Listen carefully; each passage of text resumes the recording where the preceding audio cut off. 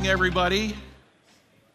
Thanks for sticking around, and a big thank you to Kurt and the BlockCon team for another amazing conference. So thanks, Kurt and BlockCon team.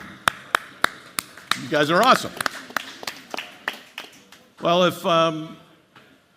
if building your brand globally is of interest to you, or building an avid community for your tokens is of interest to you, you've come to the right place. So have a seat and buckle in. We've got a great panel of discussion coming up. So we've got a small amount of time and a big topic to cover.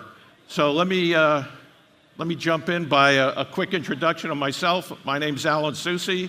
I'll moderate this. I'm the CEO of Spark PR. We're a global PR agency. We also have our Spark Chain division that is our team of crypto, blockchain, digital ledger technology experts. And let's go across the panel here. Maybe Nikki, you could start. Introduce yourself. Hi, I'm Nikki Williams. I am the community lead for Consensus here in Los Angeles. I cover both Southern California and a bit of Latin America, and we're really excited to open our office here. Thanks for joining, Nikki. Eric. Hi, I'm Eric Doyle. I'm a Senior Vice President at Spark PR and lead Spark Chain, which is, Alan mentioned, our blockchain and cryptocurrency practice group. Shannon, how about you on the end? Bring it back this way. Larry. I'm Shannon Ewing. I work with Presearch, and we are a decentralized search engine, and we believe that that is a global community service. So I am the Chief Community Catalyst, which means I come into the crypto space, I find projects that are solving problems, and we find ways that we can be of support. Larry. I'm Larry Sanger. I am Chief Information Officer of Everipedia, the first encyclopedia on the blockchain, the encyclopedia of everything, and I'm formerly co-founder of Wikipedia. Right. Well, thanks, you guys. So a great, varied experience we're bringing to the table here, and I guess big topic. Let's start at the top. We can kind of run through. When you're thinking about community building, brand building globally, what are some of the key, let's say, high-level strategies that you would employ to help affect that result? Nikki, since we start with you, want to start? Sure. I think that there are a few things that are really important to me. Number one, being focused on culture. And I think global culture is something that we like to think that we export in from an American point of view, but very often when you're speaking to people in Dubai or you're speaking to people in France, those cultural touch points are very different in the way that you're communicating. So knowing your audience, I think, is really key, and understanding how to translate what you've got across various markets. I also think it's really important to have in real life touch points and not just be relying on blasting things out digitally. So if you are able to actually know the people on the ground that you're trying to attract and build community with, I think it's essential to have that human touch as a part of your community building. Culture is always at the center of everything here, and especially at the community. So that's a great point. Eric, how about you when you're thinking of those strategies to build brand and community? Well, you mentioned human touch, and I think as part of that big overall strategic theme, when I think about building communities, is give, don't take. You know, be an active part of the community and not just promoting your brand or your token. You know, create compelling content, whether that's a short video or an infographic, blog post, something that's really going to give back and help the community, as opposed to just, you know, looking to promote your token or brand. I think karma will benefit you if you do that. Yeah. Content is king. Shannon, what are you thinking when it comes to the big picture of building brand and building community? Well, I think that building brand and community in this space in particular, we're offered simultaneously some advantages and some disadvantages. You know, obviously a disadvantage is that this is still a little esoteric. It's hard to communicate to larger mainstream what these projects are doing and why it matters. But one of the advantages is that the people that are listening are shared values with us. You know, that we're here for a lot of the same reasons. And one of the things that we have differently working for us in this space is things like the open source and GitHub communities, our Telegram communities that we're building. We are listening from the beginning to our audiences and the people that are working with us to make these projects successful. So as Nassim just was speaking to, trial and error will always be more effective than design. So with an active Telegram community, your audience and your GitHub contributors are helping you format the project as you build it, rather than building it and then later hoping that that works in your favor. So our communities are essentially on the team with us, which I think is really powerful. Yeah, that's a great point. And then, Larry, some of us obviously don't have the vast experience you did, especially going back, 17 plus years ago with Wikipedia. Built an amazing community there, amazing brand. Now you're tackling that yet again, with Everpedia. I mean, what are some of the things that are foremost in your mind when it comes to building your new brand and that community? Well, one thing that I've noticed about a lot of blockchain companies is how focused they are in simply making the technology and not even thinking about the community at all. So essentially, what you were saying. Mm-hmm. So I think, so just a few points. One, I think we need to work on UX and the front end, just make it as easy to use as possible, because, well, I mean, if people can't participate, they have no really meaningful avenues to participate, then they won't. The reason that Wikipedia took off and built the community that it did is that it's extremely easy to contribute to a wiki. And so another thing is, and I don't really see people doing this too much, but it's really important.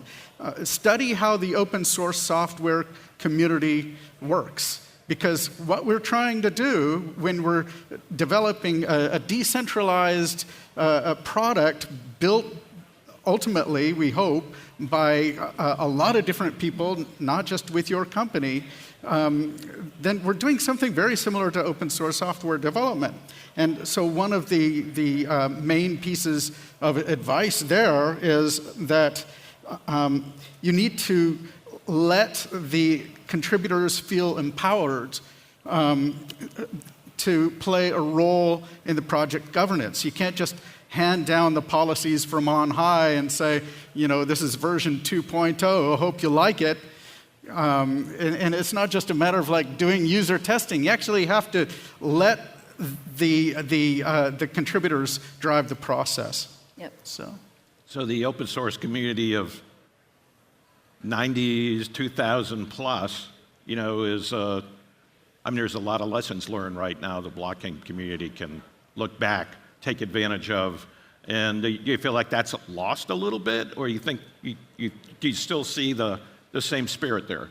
Yeah, it's very similar. It's just there's a lot more money involved now, which nobody cares about money. Creates a whole another set of factors. But I think, frankly, I've spoken at over a dozen conferences in the last year, and I can't recall any open source software expert on any panel or anything, maybe there have, and I just didn't notice, talking about the principles of open source software development. So, yeah.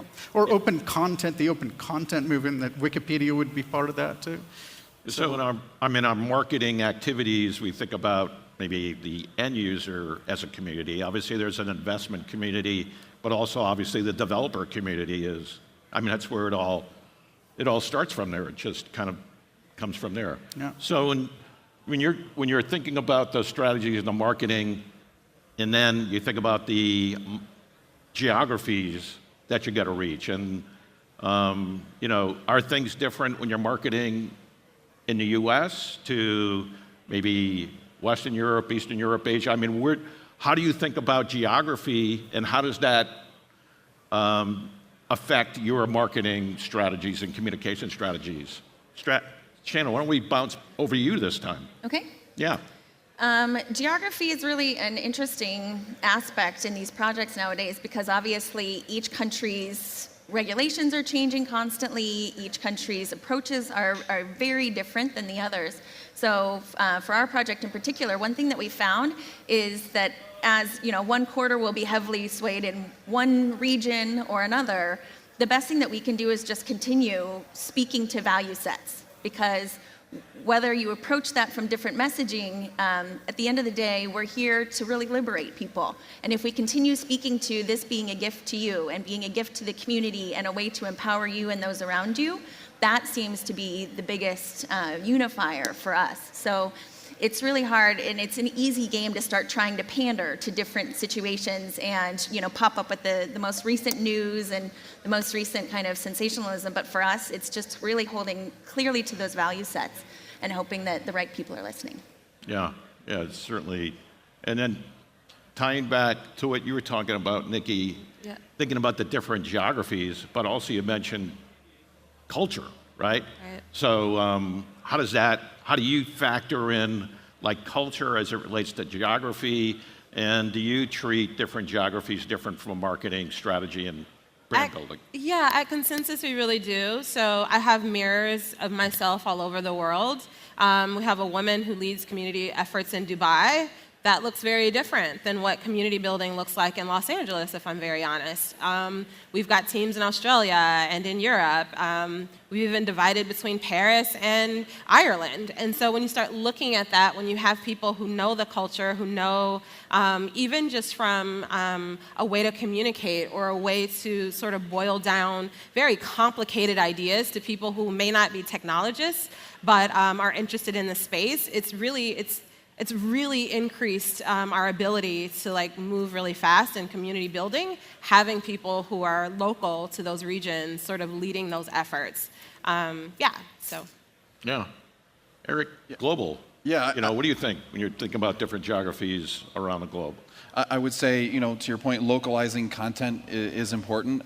We've worked with some projects where we've helped clients, manage Telegram channels in Japanese or Korean with some of our partners. That being said, for token sales, I still feel like English, particularly on Telegram and in the United States and Europe, a lot of the token buyers, do in those regions do speak English, and it still is the dominant form of communicating. And I think, to your point, consistency in messaging is definitely important. And we like to take an integrated approach as well. So when we think about communicating company's value prop, we think about different buckets. We think of earned media, which is traditional media relations and PR. We think about owned media, creating content, social, and then paid, which can be ads, but it could also be sponsored content or even working with paid influencers. Yeah, quite an array of marketing tools to bring to the table. So, I mean, when I'm looking at this and the clients that we've been working with, through the token sale, there's, let's say, one set of strategies and plans. After the funding takes place, many of our clients take a deep breath, but really that's not the finish line, it's a starting line, right? And then from there, there's strategies potentially that are augmented, different, or evolved, after the fundraise. Are there things that are particularly problematic or challenging or opportunistic between those two phases? Do you treat the phase of doing marketing and community and brand building during the token sale phases different than post-token sale phases? Eric, I'm going to start with you because I didn't start with you yet. Okay. I mean, I think the core certainly depends if you have a security token or a utility token or both. I think that, if certainly, ideally, if you have a utility token, you ideally would want your token buyers to also be users of your token. That's part of the ethos of this new way of raising money, right? And to kind of just focus on investors who are not going to ultimately use your token is kind of abandoning that ideal principle. And if you think about it, even if blockchain or tokens didn't exist, you still need to build a community to have people use your product or service. So, yeah, and then of course there are regulatory considerations definitely to take into account. And we're not a legal firm, but we like to make sure that all of our communications are approved, they're in regulatory compliance, and that we're in lockstep with our client's legal firm as well. Yeah, how about you, Nikki, when you're thinking of during token sale, work that you do versus after the token sale is completed, and there's work to do you think about those two, let's say, mega phases differently? I have to be honest, at Consensus, we're much more product-oriented or infrastructure-oriented versus being solely focused on tokens and token sales. Yep. So for us, it's more about the narrative, like what story are we trying to tell? Are we bolstering the ecosystem from an infrastructure standpoint? Is the goal to simply provide a product that uses blockchain? Yeah. So that looks like a lot of different things. I would say, and for us, to your point, I think they're the community of investors, and then they're the community of people who are actually using the technology. And so for us, that's really what's sort of what drives our narrative in terms of how we're marketing and telling that story. Yeah, no, it makes a lot of sense. How about Shannon, coming back around to you? During token sale land versus after token sale land, how do you view that, and are those challenges different? They are, and a lot of people that you'll talk to here that have done their own token sales. Mark Jeffrey was up here yesterday, and he's one of my favorite examples. He talks about how during the token sale, you really have to talk about what the token is going to accomplish and why that matters, especially for utilities. And all he wanted to do was get back to work. Can I please go back to building the project now? Because what I really want to talk about is why we're doing this. And so you do have a little bit of a different communication during the sale, because you do have to talk about what function the token performs in a utility project. And one thing that we found at Presearch that's been really interesting is, again, a little bit of an advantage and a disadvantage to some of the less integral projects in this space that have been a little bit questionable. People will really hold you to account once that sale is completed to see what you're doing. So if you don't communicate clearly with your community all the way through and say, here is what we've been working on, here is the roadmap, we may iterate a lot, but we are going to continue being as transparent as possible, they will pin you against the wall and say, please don't be a scam, what are you up to? So it's really great that we have these Telegram communities. We did our sale was almost 100% our audience. We had almost no institutional investors, so it really was people that were going to be engaged in our project. And so now we have a lot of voices in our Telegram channel asking us for accountability, which I think is a really good blessing to a project, because again, we're continuing to be shaped by the people that are using it. So they are different communications, and it just transparency. Mm-hmm. Yeah, for sure. And let me bounce a little different question to you, Larry, as we zip through this. If there's a community, I mean, and from your standpoint, especially looking through the lens of open source, if there's so much effort in the phase of selling tokens, okay, and by all measures, financial measures, it's a success, and the token sale objectives are met. If those tokens are sold to, let's say, financial investors, speculators versus the community, how would you look at that? Is that a good thing? Is that okay? Is that a bad thing? I mean, how would the token holder audience look like in an ideal world, through your eyes? Oh, through my eyes, yeah, you wouldn't be going after big institutional investors. Well, they wouldn't be writing encyclopedia articles, for one thing. Right. And that's what we want them to do. So we didn't even do an ICO at all. Yeah. We did an airdrop, and this wasn't my decision, but I think it was a brilliant strategy because, and it's very relevant to community. Basically, we gave away 51% of our tokens to EOS holders. Basically, when the EOS mainnet came online, then we took a snapshot and we just distributed based on proportional to EOS holdings our IQ tokens, and that sort of creates a ready-made community of potential contributors, people who at least have that sort of token. Skin in the game. Exactly. There you go. Yeah. And so I mean, the way you describe your Telegram group is very much the way ours works, and I think it's only going to become more so. I mean, there's going to have to be other avenues for discussion and figuring out what the governance of the broader community is going to be. So you found that the airdrop is a good strategy to kind of initially mobilize the community to get the result that you were looking for. Yeah, especially if you're trying to get a lot of people involved and a lot of little investors as opposed to big ones. Like Yeah. maybe if you have a security token, it doesn't matter so much, right? But if you've got a utility token, you actually are trying to build a community, especially a decentralized community, then yeah, I think an airdrop probably is the way to do it. And come tomorrow morning, I believe it is, the president of Everipedia is going to be here, Sam Kazmin. He's going to talk about airdrops. Okay, Yeah. Awesome. How about the other three of you? Do you have any, let's say, airdrop experience, positive or negative? Are there any words of wisdom in the world of airdrops of tokens to help initialize or build a community? Is that important? Have you seen that in other areas, or is it client specific? My lawyer won't let me comment on that. We're going to pass on that one. All right. I think it's client specific. I think it can be a useful strategy as long as you are in regulatory compliance. But I would also Going say, back to let's stay in lockstep with our legal team comment. Exactly. To your point, I do agree that it may not be as important for a security token, but still the idea of building community, regardless of whether you have a security or a utility token, is really critical. I mean, if you think about, let's say, a 65-year-old male investor wants to invest in what he believes is a great female clothing brand, right?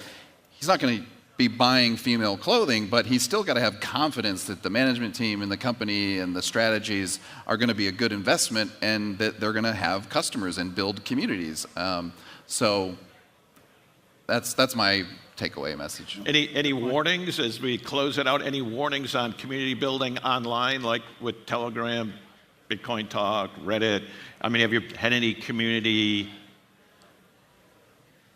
crisis-related issues you've had to deal with? I know. I'm just going to we shamelessly plug have seen Get some. MetaCert.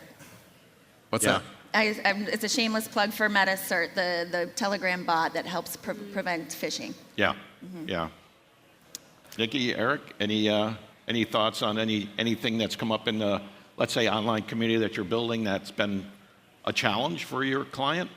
Honestly, for us, I mean, because, we're so big that our clients look like a lot of different things. Yep. So for us, we're keeping the narrative straight, right? Yep. So we're a decentralized organization with lots of hubs all over the world.